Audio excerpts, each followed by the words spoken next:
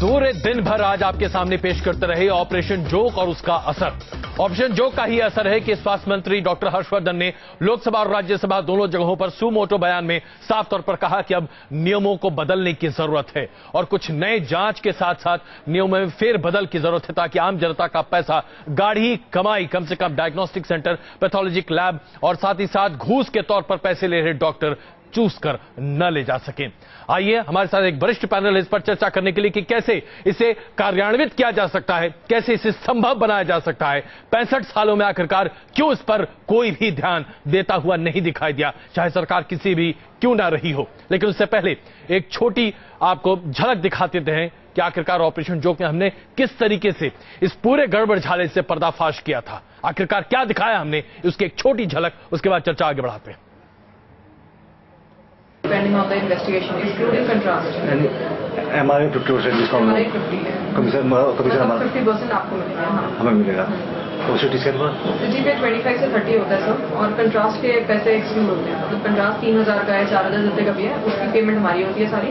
बाकी पे 25-30 और हाँ अल्ट्रासाउंड वगैरह पे 15 से 20। 15 से 20 और PMD मेमो पे भी नहीं। वो अगर टेस्ट हो पैथोलॉजी वो टेस्ट पैथोलॉजी पे डिपेंड करता है 25-30 जितना भी हो। अगर इन हाउस है तो 30-35 भी हो जाता है। 4,000 इसमें ना एक तो ये है ना, इसका ना 2500 रुपये चार्ज है। उस दिन सर ने ना जल्दी में पेशेंट को लगा दिए 2000 रुपये। ठीक है, क्योंकि इसका ना ये जो हमारा ये होता है ना इको के लिए हमें 1200 रुपये तो हमारा डॉक्टर ही देता है, जो हम इको करवाते हैं इसका। ठीक है, इको का 1200 रुपये तो हमसे ये डॉक्टर ही ले लेता है। और थायराइड का तो आपको पता ही है, थायराइड जो है स्पेशल टेस्ट है हार्मोन का, तो हमें भी बड़ी मशीन पे भाग बीच में पड़ते हैं करवाने के लिए। तो मैडम ने मुझे बताया कि जैसे आपका जो स्पेशल टेस्ट है, स्पेशल टेस्ट 20% देना है, ब्लड जो रूटीन वाले टेस्ट है उस पर 50% देना है, MRI पे 50 है, लेकिन रूटीन टेस्ट जो है, जो स्पेशल टेस्ट है, तो 20% ही जाएगा ना। ऐसे ही वहाँ पर आते हैं सीटी में जैसे अगर कोई भी टेस्ट है कंट्रास्ट काट के, कंट्रास्ट जैसे सिटी हेड की बात करते हैं, प्लेन 2000 का 3000 का कंट्रास्ट है, 1000 का कंट्रास्ट, इस पे 2000 पे 40%। अच्छा, इसमें 50 सीटी पे नहीं निकाल सकते, निकालो देता होगा, लेकिन हमारे यहाँ थोड़ा सा इसमें फर्क है, देता होगा बिल्कुल, पर आपको हम काम बहुत जल्दी करके देंगे। नंबर तो आपके पास आ ही गया। तो उत्तम नगर जो एरिया मेरा देख रहे हैं, पहले वो लड़का आपके पास जो सीनियर है उनके हेड, वो आपके पास हो आएंगे। ओके। तो कट वगैरह का जैसे वो हम फिर वही बता देंगे आपको सारा। बता दीजिए, आप बता दीजिए, आपसे ज्यादा मिल सकता है आपसे ज्यादा मिल सकता है। कट तो वही 30 या 40% ही रेट है। 30-40%। ठीक है, कैसे मतलब डे बाई या वीकली किस तरीके से? नहीं, वो हम लोग छोड़ देते हैं, अगर चूंकि स्टार्टिंग में है। देखो पहले तो हम लोग दे नहीं रहे थे, तो अभी भी हमारा ऐसा नहीं है कि हम हर एक को दे रहे हैं, लेकिन फिर भी कुछ पोटेंशियल लोग हैं जो डॉक्टर्स हैं हमारे, सिर्फ हम उन्हें कर रहे हैं। तो अगर आप पोटेंशियल रहेंगे तो हम लोग को स्टार्ट कर देंगे, कोई ऐसी बात नहीं, ताकि वो चीज नहीं हो। बिकॉज आपने खुद बताया कि मेडिकल सेंटर है, तो एक अलग बात हो जाती है ना, एक हर डॉक्टर के पास वो करना, वो हम लोग नहीं करते। जैसे काउंसिल एक्शन ले रही है वैसे ही। तो देखा आपने किस तरीके से आपके गाढ़े पैसे की, आपकी गाढ़ी कमाई को किस तरीके से जोंक की तरह चूस रहे हैं ये तमाम डॉक्टर्स, जो कि फर्जी तरीके से पैसे कमा रहे हैं। जैसा हमने आपसे कल से बार बार हम कह रहे हैं, रक्षा सौदों की बात करते हैं तो वहां दलाली को लेकर सरकारें बर्खास्त हो जाती हैं, वहां पर रक्षा डील्स बंद कर दी जाती हैं, लेकिन यहां पर रोज दिन डील हो रही है। यहां पर शायद 10-1 हजार करोड़ का डील हर दिन हो रहा है, और उसमें अगर आप 50% किकबैक या 30% किकबैक की बात करते हैं तो आप 3000 करोड़ की रोज दिन की किकबैक की बात करते हैं, यानी कि घूस की बात करते हैं। और यहां पर कोई जेल नहीं जाता, बस ये पैसा आपकी जेब में है। हमारे साथ डॉक्टर के अग्रवाल, मनीष सिसोदिया जी आम आदमी पार्टी से, नलिन कोहली भारतीय जनता पार्टी से, अनिल गोयल जी डीएमए से, और उमलेश जी वरिष्ठ पत्रकार, और साथ साथ मीम अफजल साहब कांग्रेस से मौजूद हैं। अनिल जी, क्या आप लोग ईमानदारी से कह सकते हैं कि इस तरह के गोरख धंधे के बारे में आप लोग को बिल्कुल जानकारी ही नहीं थी? आप लोग एकदम अबोध बालक की तरह काम कर रहे थे? नहीं, देखिए, जैसे आपने कहा, हम लोग आपके प्रोग्राम को कल से देख रहे हैं। ब्लैक शीप्स हमारे में जी, शीप्स हमारे प्रोफेशन में है, इसमें कहीं कोई डाउट नहीं है। और लेकिन जो आपने दिखाया है, इसमें शायद आपको ये बात नहीं, आईएमए और डीएमए मेडिकल काउंसिल्स, इस पे बहुत सारे एक्शंस हुए हैं। जैसे मैं अभी सुन रहा था, कितने एक्शंस हुए हैं जी, सिसोदिया जी ने पूछा कितने एक्शंस हुए हैं। बिल्कुल। मैं ये कहना चाहता हूं ऑन रिकॉर्ड कि दिल्ली मेडिकल काउंसिल में भी हम लोग हैं, दिल्ली मेडिकल काउंसिल ने भी एक्शन किए हैं। कितने हुए हैं ये तो बताइए। 10, 20 हो, 50 हो, एग्जैक्ट नहीं, कितने हुए हैं आज तक? मैं चलिए मैं ये कहता हूं कि पिछले 20 साल में, पिछले 20 साल में इस तरह के अनएथिकल प्रैक्टिसेस के लिए आप लोगों ने कितने डॉक्टरों को उनके घर पर ताला बंद करके बैठा दिया? ये स्टैटिस्टिक्स आपको हम कल दे देंगे, लेकिन मैं जो कुछ और बात कहना चाहता हूं जी, लेकिन देखिए डॉक्टर साहब, डॉक्टर साहब बुरा मत मानिएगा, डॉक्टर गोयल बुरा मत मानिएगा, जो भविष्य 24 घंटे हो गए हमें ये स्टिंग ऑपरेशन दिखाए हुए, लेकिन आज अभी 24 घंटे में भी आप लोग डेटा नहीं दे पाए जी, और अगले 24 घंटे में भी आप दे देंगे तो बड़ा एहसान होगा। ये मैं यही बताने की कोशिश कर रहा हूं। बुनियादी बात देखिए, बुनियादी बात अनिल जी, ये बताने की कोशिश कर रहा हूं 24 घंटे में हमने क्या किया है। जी जी जी, ये तो सुनिए, अभी हमने ये सेल्फ रेगुलेशन के लिए आज दिल्ली मेडिकल एसोसिएशन ने एक पोस्टर निकालने का शुरू कर दिया है। पोस्टर निकाल, आपको लगता है कि पोस्टर निकालने, नर्सिंग होम, हर क्लिनिक पर। जी अनिल जी, अगर मुझे लगता है कि आपने अपना टीवी ऑन कर रखा है, टीवी जरा ऑफ कर दीजिए, आपकी आवाज गूंज रही है। सबसे पहली चीज यहां पर मैं आप लोगों के सामने ये पेश करना चाहता हूं, डॉक्टर अग्रवाल और अनिल जी, आप दोनों के सामने, क्या सब, जैसा डॉक्टर अग्रवाल अभी हम बात कर रहे थे, स्टैंडर्डाइजेशन की बात कर रहे थे, उस पर आज तक किसी डॉक्टर ने मुखर तरीके से कभी कुछ नहीं कहा। तमाम एसोसिएशंस बैठी हैं, आप लोगों ने कभी कुछ नहीं कहा। ऑब्जेक्ट करना चाहूंगा। नहीं, देखिए, ऑब्जेक्ट करने की बात नहीं है। एक सेकंड अजय, मैं क्या बोल रहा हूं, मैं आपके सामने इंटरनेट पे बैठा हुआ हूं। मई 2010 के अंदर में प्रोएक्टिवली इंडियन मेडिकल एसोसिएशन ने इस इश्यू को लिया था और IMA asked doctors to end practice of taking और गिविंग कट्स ऑन टेस्ट। ये स्पेसिफिकली मई के अंदर में हम लोगों की एक नेशनल मीटिंग हुई थी इसी इशू के ऊपर। ये तो ठीक वैसे ही बात हो गई ना जैसे हम राजनेताओं को कहते हैं। आज तो देखिए मीम अफजल साहब, मनीष सिसोदिया जी और साथ ही साथ अनिल कोहली कह सकते हैं कि भाई सब लोग कहते हैं कि सभी नेताओं को ईमानदार होना चाहिए, कुछ एक लोग भ्रष्ट होते हैं तो क्या दिक्कत है? हम नेताओं की भ्रष्टता पर इतना हंगामा करते हैं, डॉक्टरों की भ्रष्टता पर बात करें तो आप कहते हैं हमने अर्ज किया है, और इससे क्या होता है? बिल्कुल नहीं कहा ऐसा, हमने ऐसा बिल्कुल नहीं कहा जी। आज जो डॉक्टर्स के जिन लोगों ने मेडिकल काउंसिल के एथिक्स का वायलेशन किया है जी, उन डॉक्टर्स को इसका पनिशमेंट मिलेगा, उसमें कोई दो राय नहीं है। और ये message medical council of India, Delhi medical council की तरफ से, मेडिकल एसोसिएशन बुरा मत मानिएगा अग्रवाल साहब और गोयल साहब, आप दोनों से हम आग्रह करना चाहेंगे, जो गलत करते हैं उन्हें दंड मिलेगा। ये सुनते सुनते 65 साल से हम लोग पक चुके हैं, कार्रवाई की जरूरत है। कार्रवाई कब होगी इसी पर हम बात कर रहे हैं। नलिन कोहली जी, हम बधाई देना चाहेंगे आपके स्वास्थ्य मंत्री का, जो कि डॉक्टर हर्षवर्धन ने सीधे तौर पर कहा कि तुरंत और फौरन तरीके से सरकार इस पर ठोस कार्रवाई करते हुए आगे बढ़ती हुई दिखाई देगी। लेकिन क्या आपको वाकई में लगता है कि आज तमाम कानून बना देने के बाद भी रोक लग सकती है? निरीह जनता, बेवकूफ लोग, हम लोग अपने आप को बेवकूफ ही मानेंगे, कॉमन पीपल, मैंगो पीपल, हम सब मैंगो लोग, आम आदमी जो है, किस तरीके से हमें लूटा जाता है, क्या इस पर कभी रोक लग सकती है? खैर, संकट तो है, भ्रष्टाचार की पूरे समाज में है, इसमें कोई दो राय नहीं है। और आपकी पीड़ा भी सही है, हम सबकी पीड़ा है, ये आपकी अकेली नहीं है। मुझे लगता है जहां तक स्वास्थ्य मंत्री की जो आपने बात की, 3 प्राथमिकताएं हैं। एक तो उन्होंने इस पर विषय पर जो आपने किया उस पर तुरंत कार्रवाई की बात की, लेकिन 2 इससे ज्यादा महत्वपूर्ण है जो साथ साथ करने पड़ेंगे। इसके साथ साथ पहली बात है कि जनता के लिए, जो आम जनता है उसके लिए स्वास्थ्य सेवाओं की दिक्कत है, इसीलिए इस प्रकार की चीजें होती भी हैं, विच इज मोर इंस्टीट्यूट्स, साथ में मुफ्त दवाइयां और ये टेस्टिंग फैसिलिटी भी। तो ये बात भी हर्षवर्धन जी कह चुके हैं, मोदी जी की सरकार इस पर भी काम कर रही है। ये तीनों चीजें साथ होनी पड़ेंगी, तभी जाकर जो है, जो आप राहत की बात कर रहे होंगे जी, एक तरफ की अवेलेबिलिटी, दूसरी तरफ जो अवेलेबिलिटी के बाद आवश्यकताएं, चाहे दवाई की या टेस्टिंग की, वो भी निःशुल्क, जहां जहां निःशुल्क की आवश्यकता है, और तीसरी बात, जो भी विकृतियां हैं सिस्टम में उसको खत्म करने की पूरे प्रयास।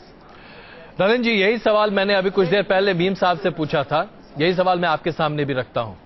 हम सब इसके बारे में जानते जरूर थे, सुगबुगाहट हम सबों के बीच में थी, हम सब तथाकथित तौर पर पढ़े लिखे मिडिल क्लास लोग, लेकिन इस पर आज तक ना तो किसी सरकार ने कोई ठोस कार्रवाई की और न ही कभी किसी भी एसोसिएशन ने बहुत मुकम्मल आवाज उठाई या जन जागरूक अभियान की बात की।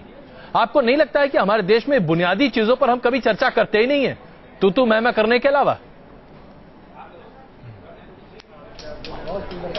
अजय जी, मैं क्या जवाब दूं? आपने बहुत अच्छी बात की। कई बार मुझे लगता है, मैं तो खुद ही डिबेट्स में रोज बैठता हूं, कई बार हम लोग बुनियादी बातों पे वाकई नहीं बात करते। सही कह, इस पर मैं आपके साथ पूर्ण रूप से सहमत हूं, कुछ ऐड करने को है ही नहीं। चलिए, हम उम्मीद करते हैं। मैं एक और रूप से एक एग्जाम्पल दूं, एक एग्जाम्पल और दे रहा हूं जी। कई ऐसे देश हैं जहां न्यूज़पेपर जब आप सुबह खोलते हैं तो वहां पॉजिटिव न्यूज जबरदस्ती होती है जी, ताकि आपका दिन जो ऐसे जाए। कई बार तो हमें ऐसा लगता है पेपर उठाते हैं तो सिर्फ विकृतियां की पड़ती हैं, बच्चों के साथ क्या शोषण, महिलाओं के साथ क्या शोषण, चोरी कहां पे हुई। मतलब पॉजिटिव को भी कुछ जगह अगर दिया जाए तो हो सकता है कि एक पॉजिटिव सोच बने। चलिए, मैं एक चीज ऐड कर दूं। जी जी डॉक्टर, मैं बात कर रहा हूँ लास्ट एक साल पहले की जी। जून, जुलाई, अगस्त के टाइम पे जब मेडिकल काउंसिल ऑफ इंडिया के अंदर में कुछ कंप्लेंट्स आई थी कि हॉस्पिटल्स ऐड दे रहे हैं और जिसमें डॉक्टरों की फोटो आ रही है।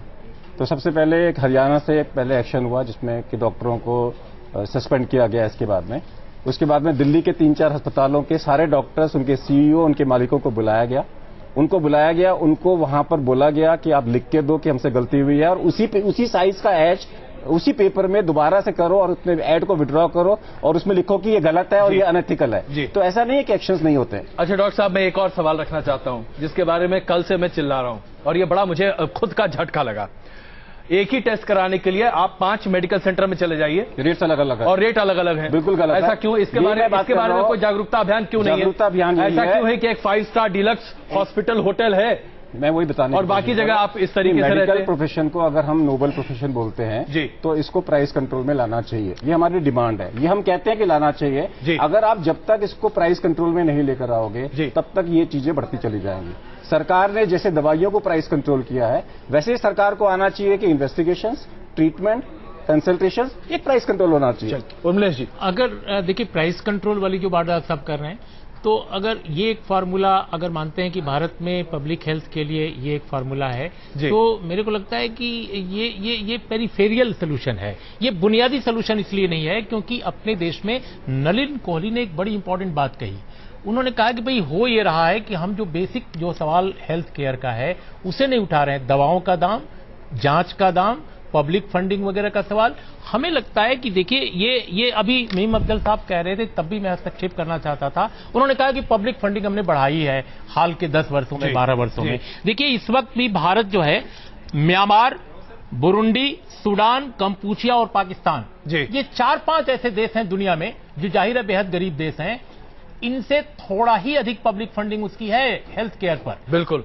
अदरवाइज जो विकासशील देश हैं, ब्राजील, चाइना से लेकर के और तमाम देश जिसके समकक्ष अपने को भारत पाता है, उनमें जो हेल्थ केयर पर जो खर्च है, पब्लिक फंडिंग है, वो बहुत ज्यादा है। अजय, मुझे लगता है कि हम जो सोल्यूशन दे रहे हैं इस चीज का वो केवल पेरिफेरियल सोल्यूशंस हैं, ये बुनियादी सोल्यूशन नहीं है। मैं बार बार कहता हूं कि जब तक इस देश में सन 47 से अब तक जनता के साथ किए गए स्टेट क्राइम, मैं इसको राज्य द्वारा किया गया अपराध बोलता हूं, कि जब तक वो नहीं खत्म किया जाएगा, और वो है शिक्षा और स्वास्थ्य में पब्लिक फंडिंग का बढ़ाया जाना, 5 सितारा अस्पतालों की जगह बेसिक मेडिकल कॉलेज बनाया जाना, अस्पताल बनाया जाना, प्राथमिक स्वास्थ्य केंद्र बनाया जाना, तब तक ये डकैत बने रहेंगे, व्यवस्था नहीं बदलेगी, ये बिल्कुल कोई सुधार नहीं होगा। किस दिन आप बताइए प्राइस कंट्रोल की बात कर रहे हैं, क्या अपोलो को, क्या मेदांता को, मैं नाम 1-2 का नहीं ले रहा हूं, क्या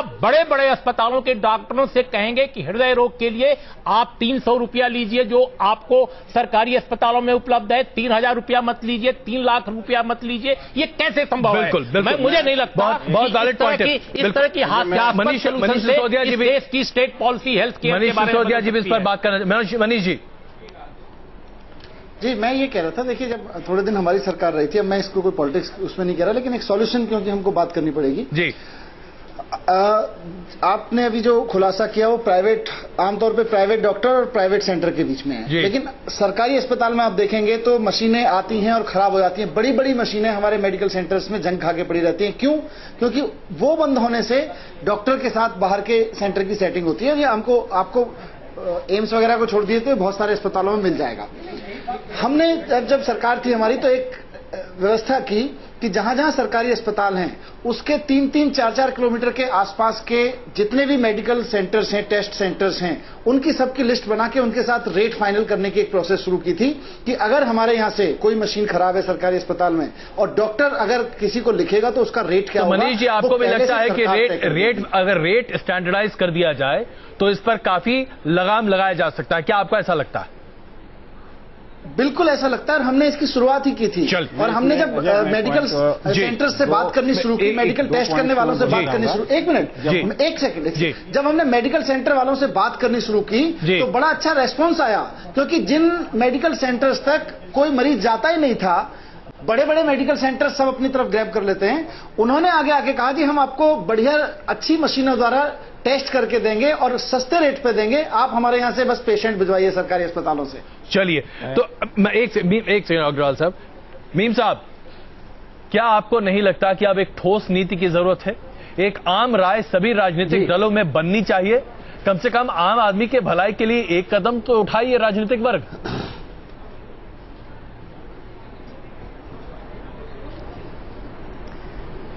अजय जी, मैं तो पहली बात तो है कि अभी जो हमारे जो पॉलिटिकल साथी हैं उन्होंने जो भी बात कही जी, मैं उनसे बिल्कुल सहमत हूं, और शायद कभी कभार ही ऐसा होता है डिबेट में कि हम सहमत हों। मैं 100% सहमत हूं। तो 20-25 साल पहले, 20-22 साल पहले से ही हमेशा ये बात कहता आया हूं कि इस देश की तरक्की और इस देश के आम लोगों का विकास जब ही होगा जब आप सेहत पर और तालीम पर सबसे ज्यादा फंडिंग करेंगे। मैं वो एक वाक़े को दोहराना नहीं चाहता।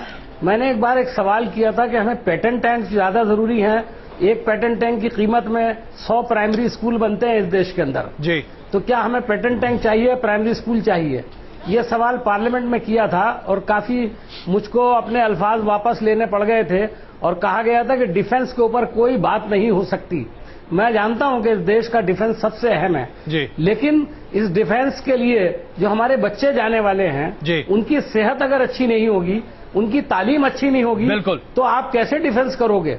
इसलिए बुनियादी बात आपने जो कही है, और उर्मिलेश जी भी बात सही कह रहे थे, बात यह है कि पैसा तो बहुत आया अभी भी हेल्थ में, लेकिन अब भी वो साइफन ऑफ हो रहा है, करप्शन की नजर हो रहा है, और इसके लिए किसी एक को जिम्मेदार ठहराना मेरे ख्याल में गलत होगा।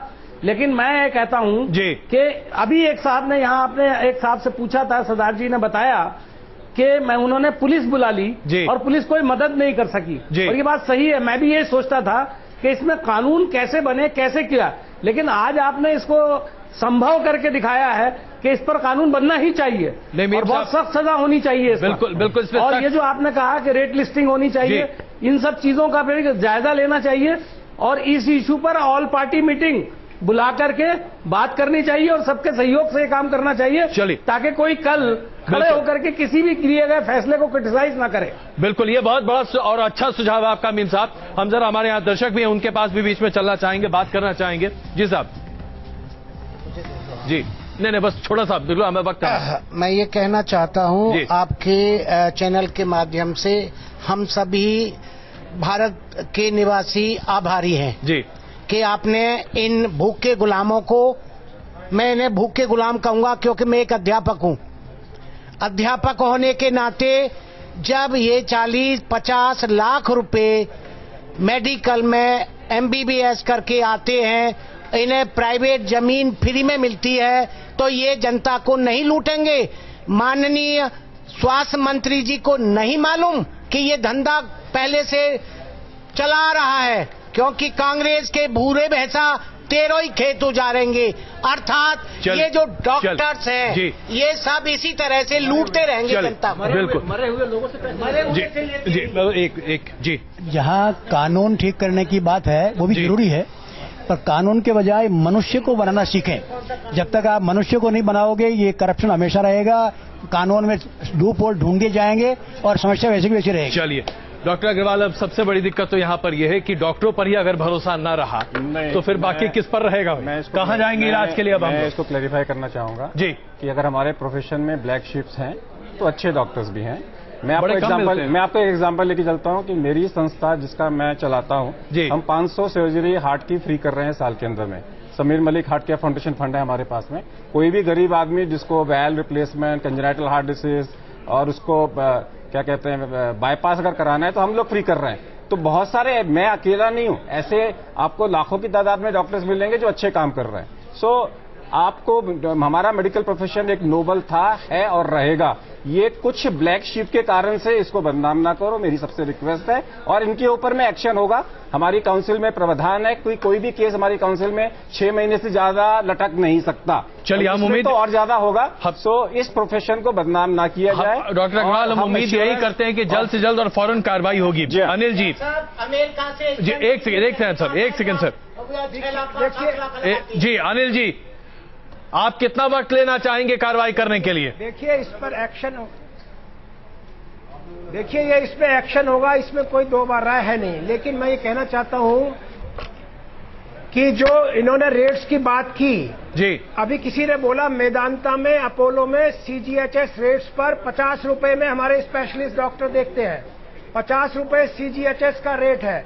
और किसी ने कहा कि ये मेदांता अपोलो में नहीं संभव है, वहां भी संभव है। मैं उनको डिफेंड नहीं कर रहा है। CGHS only for CGHS sir, not for common patient. Anil ji बुरा मत मानिएगा, जरा ये बता दीजिए, हम जैसे लोग जो कि सीजीएचएस में नहीं है, हम सरकारी नौकर नहीं है, 1 मिनट सर बोलने, हमारे लिए 50 रुपए में क्या होगा? सर 1 मिनट बोलने दीजिए जी। मैं ये कह रहा हूं कि रेट का कंट्रोल का संभावना है। सारे स्टेक होल्डर्स को बैठकर बात करने की जरूरत है। डॉक्टर्स को, सारी फ्रेटर्निटी को बदनाम कृपया ना करें। बदनाम हम किसी को नहीं करना चाहते गोयल साहब, और ना ही हम किसी, नहीं देखिए बुरा मत मानिएगा, लेकिन अग्रवाल साहब और गोयल साहब, आप दोनों के लिए एक बहुत छोटी सी बात हम लोग आपके सामने रखना चाहते हैं। बदनाम करने के लिए हम यहां नहीं बैठे हैं, लेकिन जिस तरीके से आम आदमी का भरोसा टूट रहा है और आप लोग कुछ नहीं कर पा रहे हैं, इसलिए आज हम जैसे न्यूज चैनल को स्टिंग ऑपरेशन करके सबके सामने रखना पड़ रहा है कि भाई साहब आंखें खोलिए, ये हो रहा है। यथार्थ से आंखें पलट लेने से मतलब ये नहीं है कि यथार्थ नहीं है, यथार्थ है। इसका मतलब ये नहीं कि हम आपको बदनाम कर रहे हैं। और न्यूज नेशन का ये बिल्कुल मतलब नहीं है और बिल्कुल मकसद नहीं है कि हम डॉक्टरों को बदनाम करें, लेकिन ये वास्तविकता है। अगर अच्छे लोग मिलकर बुराई पर काबू नहीं पाएंगे तो माफ कीजिएगा, बुराई हावी रहेगी हमेशा अच्छे लोगों पर। हमारा मकसद और ध्येय इस स्टिंग ऑपरेशन के जरिए सिर्फ एक था, आम आदमी को जिस तरीके से लूटा जा रहा है उस लूट पर रोक लगनी चाहिए। और हम स्वागत करते हैं मौजूदा केंद्र सरकार की, जिसने इस पर एक बड़ी पहल करने की कोशिश की है। आप सबों का बहुत बहुत धन्यवाद इस चर्चा में शामिल होने के लिए।